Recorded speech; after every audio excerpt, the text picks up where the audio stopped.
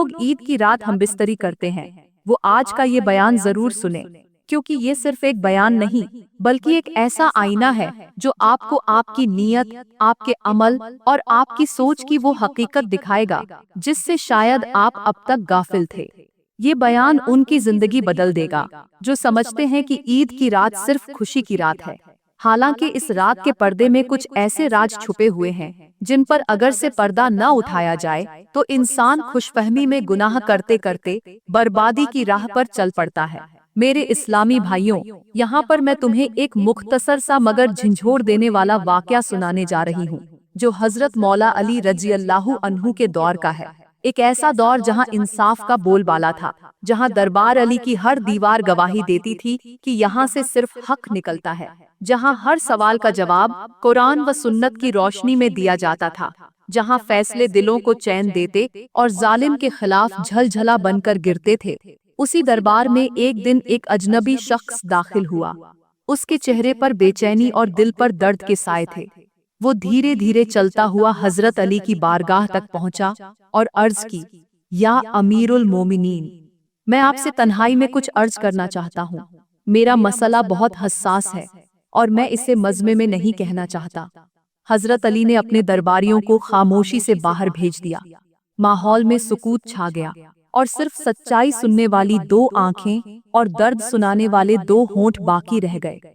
हजरत ने फरमाया, कहो तुम्हारी फरियाद क्या है?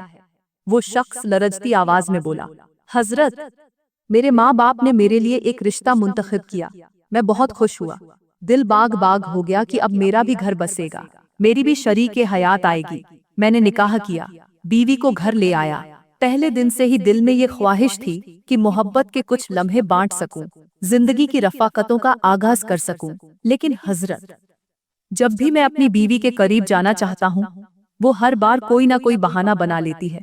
कहती है मुझे तकलीफ है, मैं बीमार हूँ, मैं फिजिकली तुम्हारे करीब नहीं आ सकती। मैंने नरमी से कहा, चलो किसी तबीब के पास ले चलता हूँ, किसी हकीम को दिखा लेते हैं। मगर जवाब आता है, नहीं, ना अस्पताल जाना है ना हकीम को दिखाना है, बस तुम मेरे करीब मत आओ। हम बिस्तरी के लिए बिल्कुल नहीं, मेरे लिए ये अजियतनाक लम्हे हैं हजरत, मुझे बताएं मैं क्या करूं। हजरत अली ने निहायत गौर से सुना, सर झुकाया, फिर संजीदगी से फरमाया, वापस जाओ और कल अपनी बीवी को साथ लेकर आना।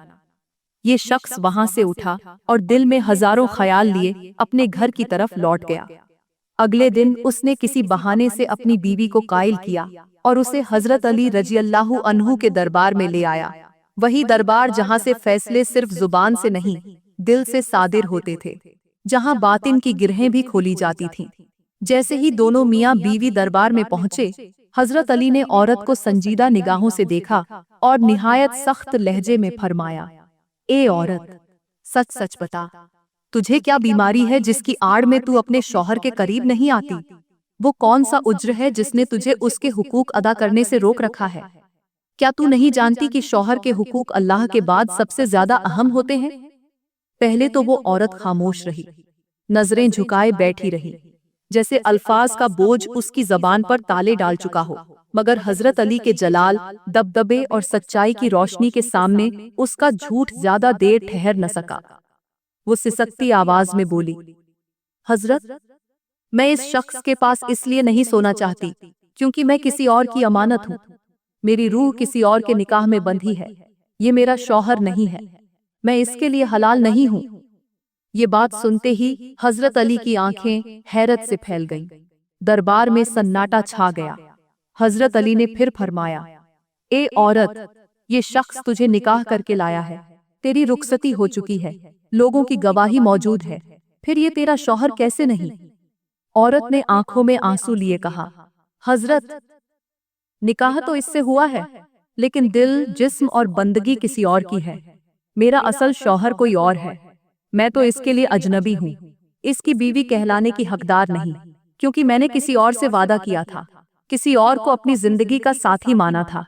ये शख्स तो मेरे लिए अजनबी है। हजरत अली ने फरमाया, वो कैसे?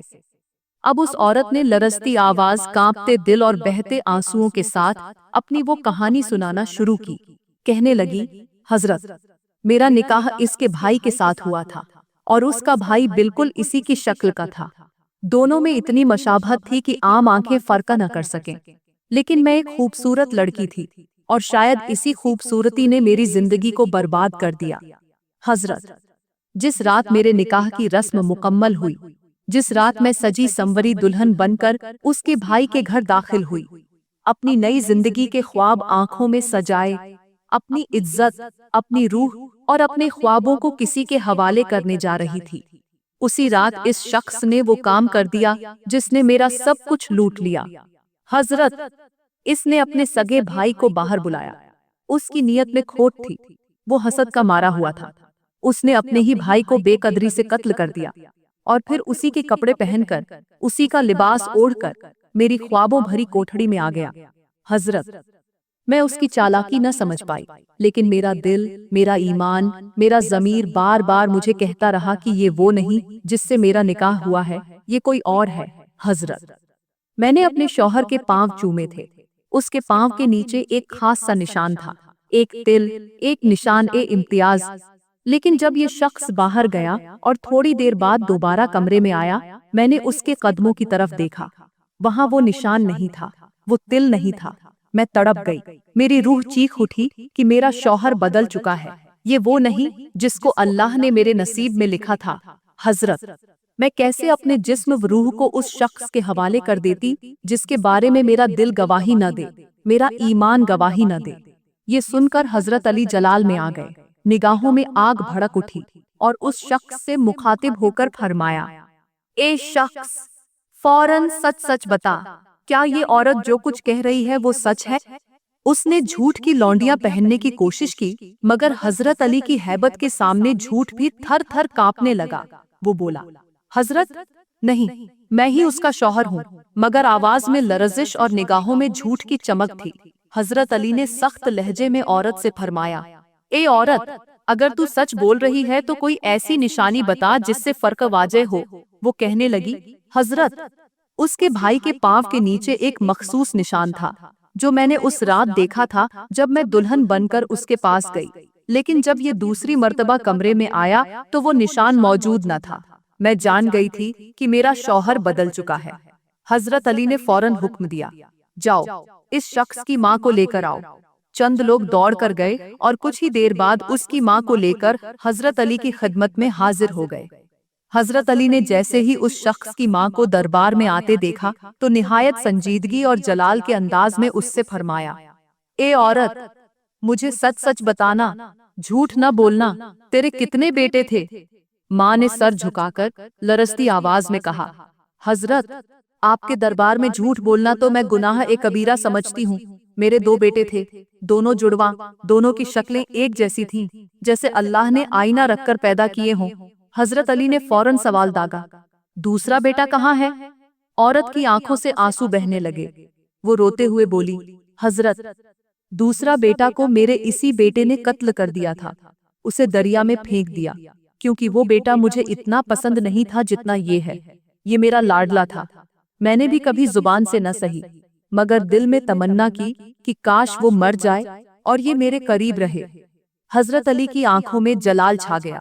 वो गरजते हुए बोले, क्या वो बेटा जिसे कत्ल किया गया, उसके पैरों के नीचे कोई खास निशान था?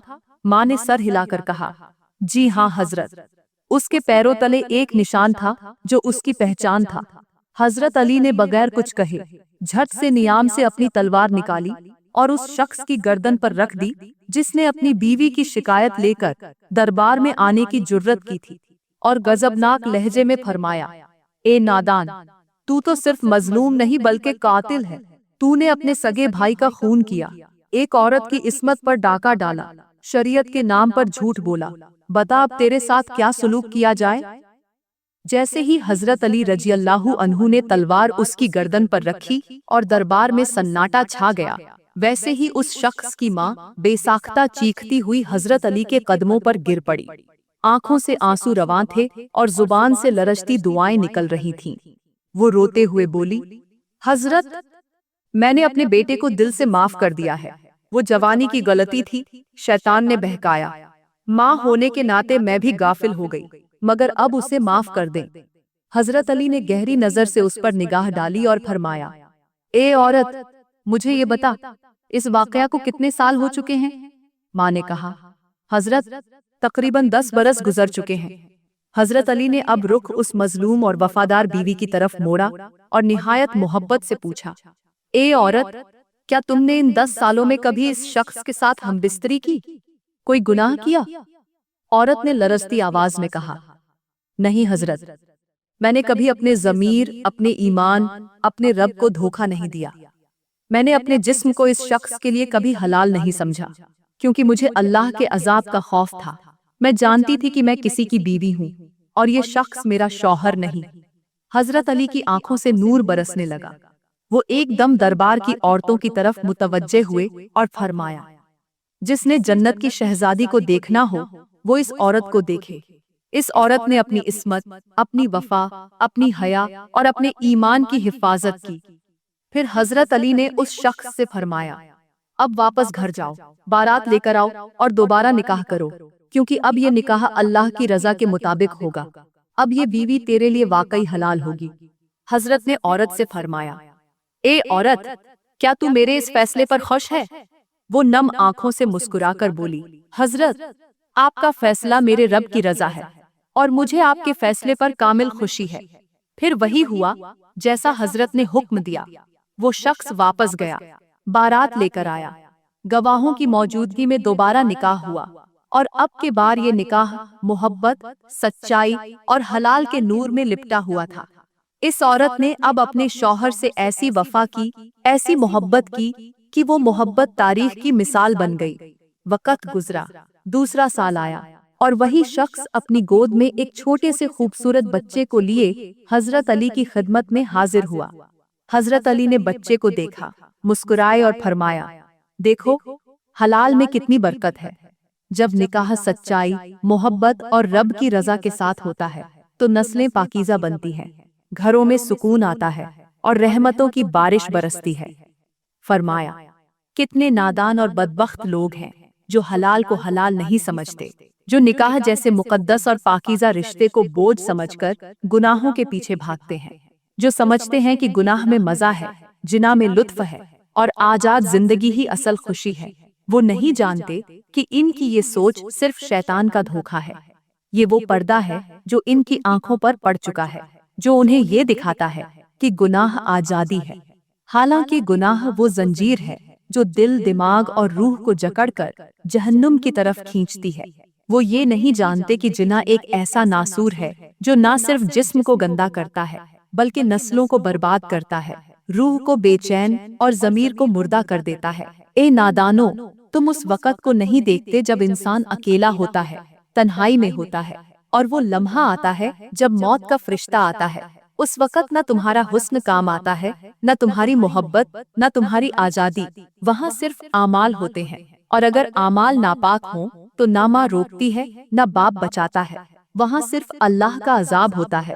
میری پیاری اسلامی بہنوں اور میرے محترم بھائیوں، آج کل کی دنیا نے گناہ کو فیشن بنا دیا ہے، جنا کو تعلقات کا نام دے دیا ہے، نکاح کو مشکل اور بدکاری کو آسان بنا دیا گیا ہے۔ لڑکیاں اپنے جسم کو فخر سے عریاں کرتی ہیں اور سمجھتی ہیں کہ یہ ان کا حق ہے، حالانکہ اللہ فرماتا ہے، جنا کے قریب بھی نہ جاؤ، بے شک وہ بے حیائی ہے اور بہت برا راستہ ہے۔ لیکن آج کی لڑکیاں اس فرمان الہی کو نظر انداز کر کے سوشل میڈیا پر نیم برہنہ تصویریں ڈالتی ہیں، فالوورز بڑھانے کے لیے اپنے وقار کو بیچتی ہے اور سمجھتی ہیں کہ یہ آزادی ہے۔ نہیں بہنوں، یہ آزادی نہیں، یہ غلامی ہے، نفس کی غلامی، شہوت کی غلامی۔ اور پھر جب کوئی شخص تم سے کھیل کر تمہیں چھوڑ دیتا ہے تو تم کہتی ہو مرد خراب ہے، حالانکہ تم نے خود ان مردوں کو موقع دیا، خود ان کے جال میں آئیں۔ میری بہنوں، اگر تم چاہتی ہو کہ تمہاری عزت سلامت رہے، تمہاری زندگی میں سکون ہو، تو نکاح کو اپناؤ، شوہر کے ساتھ وفا کرو، حیا کو اپنی زینت بناؤ، کیونکہ جس عورت کے جسم پر حیا کا لباس ہو اس پر اللہ کی خاص رحمت ہوتی ہے۔ اور میرے بھائیوں، تم بھی سنو، جو لڑکوں کی شکل میں بھیڑیے بن چکے ہو، جو ہر گلی، ہر سڑک، ہر ایپ پر لڑکیوں کو ورگلاتے ہو، تمہیں کیا لگتا ہے کہ اللہ تمہیں نہیں دیکھتا؟ تمہاری انگلیوں سے نکلنے والے الفاظ، تمہارے دل میں چھپے ارادے، تمہاری راتوں کی خفیہ باتیں سب ریکارڈ ہو رہی ہیں۔ اللہ نے فرشتے मुकर्रर कर रखे हैं जो हर बात लिख रहे हैं। अल्लाह फरमाता है, जो कुछ तुम करते हो हमने उसे लिख रखा है और तुम्हारा रब भूलने वाला नहीं है। तो सुन लो, हर गुनाह जो तुमने किया, हर झूठ जो तुमने बोला, हर लड़की को जो तुमने बेवकूफ बनाया, सब लिखा जा चुका है और एक दिन वो सब तुम्हारे सामने लाया जाएगा। और उस दिन तुम अपनी निगाहों से अपने आमाल नामा में देखोगे कि तुमने किन किन दिलों को तोड़ा, किन किन जिस्मों को बेहरमती का निशाना बनाया, और फिर तुम चीखोगे, रोओगे, कहोगे अल्लाह मुझे वापस भेज दे, मैं तौबा करता हूँ, मैं अब निकाह करूंगा, मैं अब गुनाहों से बचूंगा। लेकिन उस दिन की तौबा कबूल नहीं होगी। इसलिए आज सोच लो, आज ही लौट आओ मेरी प्यारी बहनों और भाइयों। यही वो मुकाम है जहां मैं तुम्हें आज के बयान के असल उन्वान की तरफ लाती हूँ। ईद की रात हमबिस्तरी करने वाले सुन लें। कुछ नादान लोग होते हैं जो ईद की रात को लेकर ये समझ बैठते हैं कि ये सिर्फ इबादत की रात है, सिर्फ नवाफिल, दुआओं, तस्बीहात और इबादात का वक्त है, और वो ये गुमान कर लेते हैं कि इस रात बीवी के करीब जाना मना है, हलाल ताल्लुक कायम करना इबादत के मिजाज के खिलाफ है। हालांकि ऐसा हरगिज नहीं, क्योंकि इस्लाम ने कभी भी मोहब्बत, सुकून और हलाल ताल्लुकात को इबादत से अलग नहीं किया, बल्कि निकाह को इबादत का हिस्सा बनाया है और बीवी से ताल्लुक को बाइसे अजर करार दिया है। लेकिन अफसोस, कुछ लोग जुमे की रात, शब कद्र की रात और ईद की रात को ऐसे पेश करते हैं जैसे बीवी से हमबिस्तरी हराम है, हालांकि ये उनकी कम इल्मी है, उनकी अपनी बनाई हुई शरीयत है। मेरी प्यारी बहनों, ईद की रात जब घर खुशियों से जगमगा रहा होता है, जब हर बीवी दिल में नए सपने लिए शौहर की तरफ मोहब्बत भरी निगाहों से देख रही होती है कि आज का दिन खास है, आज रात मेरा शौहर मुझसे मोहब्बत करेगा, बन संवर कर मेरे पास बैठेगा, नरम लहजे में मेरे दिन भर की थकन उतारेगा और हम अपने बच्चों को सुलाकर कुछ वक्त एक दूसरे के साथ गुजारेंगे, तो अक्सर उनके ये सपने टूट जाते हैं, क्योंकि शौहर या तो मोबाइल लेकर सोने के बहाने खुद को अलग कर लेता है, या फिर खाने के बाद खर्राटे लेकर बीवी की उम्मीदों का गला घोंट देता है। उसे ये एहसास ही नहीं होता कि उसकी बीवी उसका इंतजार कर रही है, उसकी आंखें उसकी मोहब्बत को तरस रही हैं, उसका दिल चाहता है कि आज का दिन सिर्फ ईद का नहीं, उन दोनों के दरमियान एक नई मोहब्बत की शुरुआत का हो। मगर मर्द गाफिल है, वो ये जानता ही नहीं कि जैसे बीवी को इनकार पर तनबीह है, वैसे ही शौहर को भी लापरवाही पर खबरदार किया गया है। हदीस में आया है कि अगर शौहर अपनी बीवी को बुलाए और वो बगैर किसी शरई उज्र के इनकार करे तो फरिश्ते सुबह तक लानत करते हैं। लेकिन क्या तुमने वो हदीस सुनी है जिसमें हमारे नबी ने फरमाया कि तुम में सबसे बेहतर वो है जो अपनी बीवी के लिए बेहतर हो? तो फिर वो मर्द जो बीवी की तरफ तवज्जो नहीं देता, जो उसकी मोहब्बत को नजरअंदाज करता है, जो उसकी ख्वाहिशात को दबाने वाला बनता है, वो भला कैसे बेहतर हो सकता है? ए मर्द, जान लो, बीवी तुम्हारे लिए सिर्फ रोटी पकाने वाली, बच्चों को संभालने वाली या मेहमानों को खुश करने वाली नहीं, वो तुम्हारे दिल का सुकून है, वो तुम्हारी हलाल मोहब्बत है, वो तुम्हारे लिए लिबास है, जैसा कि अल्लाह कुरान में फरमाता है, तुम उनके लिए लिबास हो और वो तुम्हारे लिए लिबास है।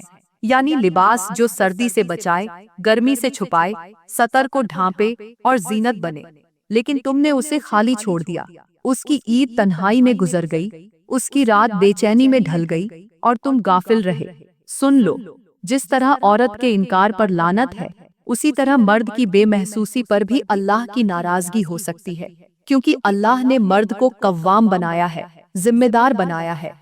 अगर वही अपनी जिम्मेदारी को नजरअंदाज करेगा तो अल्लाह की पकड़ से कौन बचा सकता है? इसलिए ए मर्दो, आज की रात को सिर्फ नमाजों में मत गुजारो, अपनी बीवी को वो वक्त दो जिसका वो इंतजार कर रही है, मोहब्बत के वो लम्हे दो जिनका वो हक रखती है, क्योंकि निकाह सिर्फ जिस्म का ताल्लुक नहीं, दिलों की बस्ती बसाने का नाम है। और जब एक बीवी की ईद उसके शौहर के खर्राटों में गुजर जाए तो समझ लो कि तुमने उसकी खुशी का कत्ल कर दिया। और ईद के दिन अगर किसी की खुशी छिन जाए तो वो दिल देर तक उदास रहता है। अपने रिश्तों को इबादत समझो, अपनी बीवी को अल्लाह की नेमत समझो और इस रात को दोनों के दरमियान मोहब्बत, शुक्रगुजारी और हलाल ताल्लुक की रोशनी से सजाओ, ताकि तुम्हारी ईद वाकई ईद हो। ورنہ اللہ کے ہاں حساب بھی ہوگا اور عذاب بھی۔ یاد رہے، شریعت مطہرہ کے مطابق صرف 2 حالاتیں ایسی ہیں جن میں میاں بیوی کے درمیان ہم بستری حرام قرار دی گئی ہے۔ پہلی حالت خانہ کعبہ کے اندر ہے، کیونکہ وہ جگہ اللہ کی خاص حرمت والی ہے۔ وہاں عبادت کے علاوہ کسی بھی قسم کا دنیاوی تعلق، خواہ وہ جائز ہی کیوں نہ ہو، منع ہے۔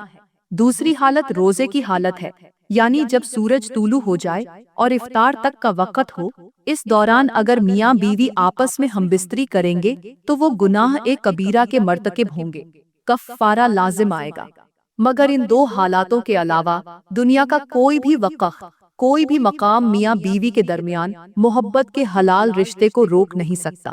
اللہ نے نکاح کے بعد اس تعلق کو پاکیزہ، رحمت، محبت اور سکون کا ذریعہ بنایا ہے، جیسا کہ قرآن مجید میں اللہ فرماتا ہے، اور اس کی نشانیوں میں سے یہ ہے کہ اس نے تمہارے لیے تمہاری ہی جنس سے جوڑے بنائے تاکہ تم ان کے پاس سکون پاؤ، اور اس نے تمہارے درمیان محبت اور رحمت رکھ دی۔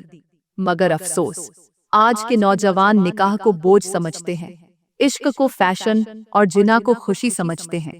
لڑکیاں سوشل میڈیا پر اپنی عزتوں کو عریاں کرتی پھرتی ہیں، لڑکے محبت کے نام پر شہوت کی تجارت کرتے ہیں، اور جب ان کا دل بھر جاتا ہے تو ایک دوسرے کو چھوڑ دیتے ہیں۔